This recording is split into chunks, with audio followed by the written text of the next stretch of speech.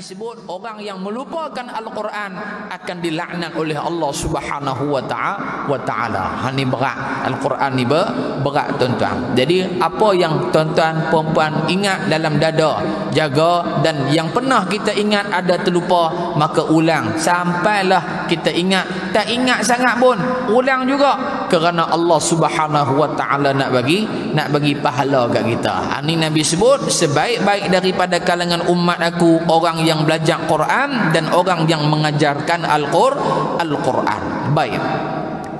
Kebaikan yang kita lakukan kemudian diikuti pula oleh orang lain, sama ada yang dekat dengan kita seperti kanak-kanak.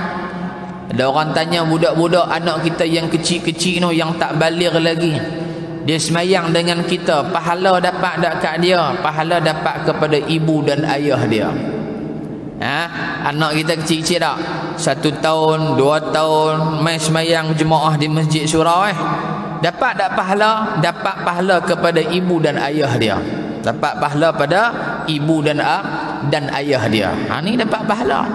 Anak kita 10 orang, 10 main sembahyang, dapat tak pahala? Dapat pahala kepada mak dan ayah dia. Kerana apa? Mak dan ayah dia lah yang ajak dia main masjid sembahyang dan sebagainya. Ini pahala yang berterusan. Lama kelamaan anak tu sembahyang.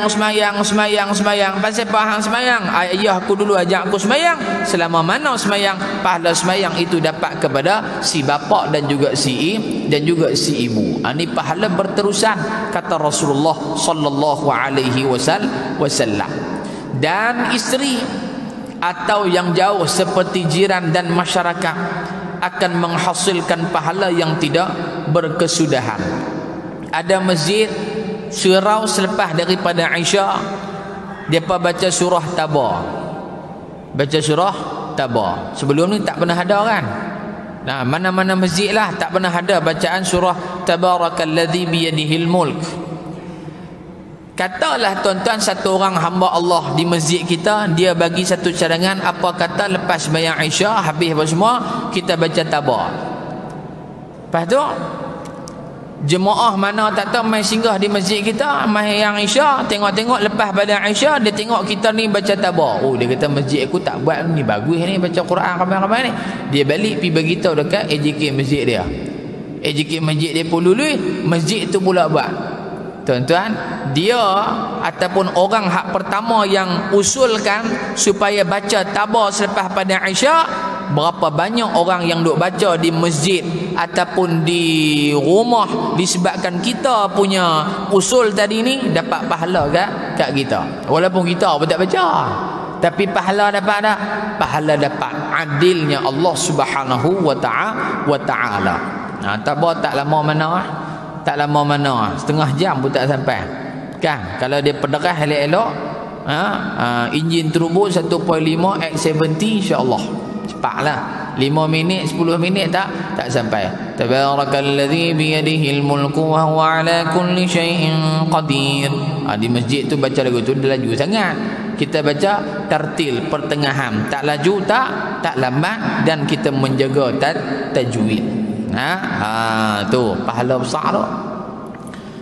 Kisah sahabat Nabi ni, dia balik daripada musafir, dia terlena di tengah jalan.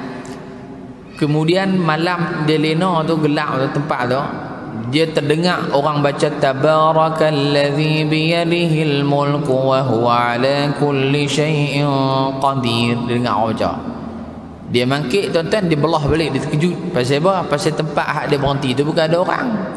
Tiba-tiba dengar ada orang baca Quran. Keesokan pagi dia pergi jumpa Nabi, ya Rasulullah, semalam saya balik musafir, singgahlah di tempat tu, gelap, saya pun tidur pasal penat. Kemudian saya dengar orang baca Tabarakalladzi biyadihil mulku wa huwa ala kulli syai'in qadir. Saya dengar gitu. Lalu Nabi pun tanya dia, semalam hang tidur tang mana? Dia pun bagi tahu, ya Rasulullah, saya tidur di sekian-sekian tempat.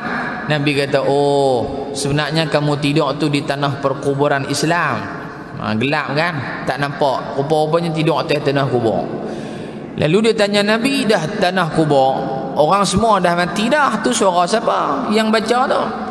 Maka jawab Rasulullah, suara yang kamu dengar itu adalah mereka yang ketika hidup di dunia setiap malam istiqamah membaca tabarakalladzi biyadihil mulk.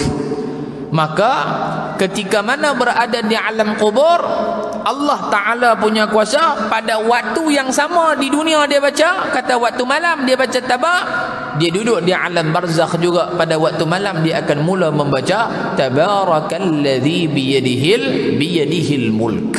Ini syafaat Al-Quran.